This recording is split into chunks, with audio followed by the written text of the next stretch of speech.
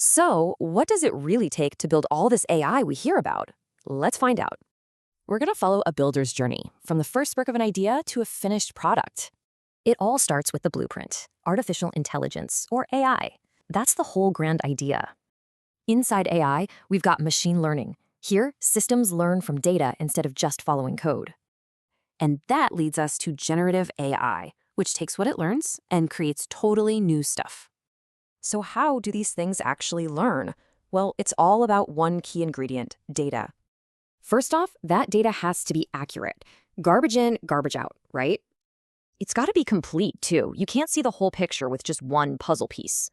The data also needs to be representative. Otherwise, you get biased, unreliable results. Simple as that.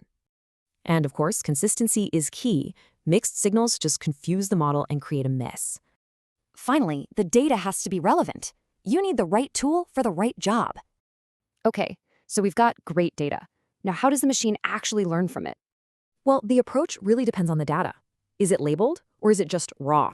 With labeled data, you get supervised learning. Think of it like studying with an answer key. This helps the models spot patterns to make predictions, like, say, a house's price. Now, unsupervised learning is different. It explores unlabeled data to find patterns on its own. And that's cool because it can uncover insights you didn't even know were there. And then there's reinforcement learning.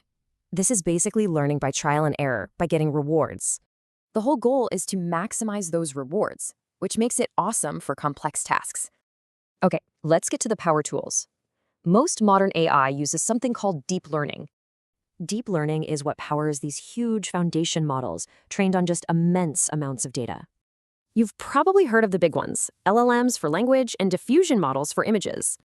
But these models aren't perfect. They have knowledge gaps, biases, and can even hallucinate facts. So how do we fix that? Builders use techniques like grounding and fine-tuning to make them better, which leads to the biggest question of all. AI reflects our world, so how do we build the best version?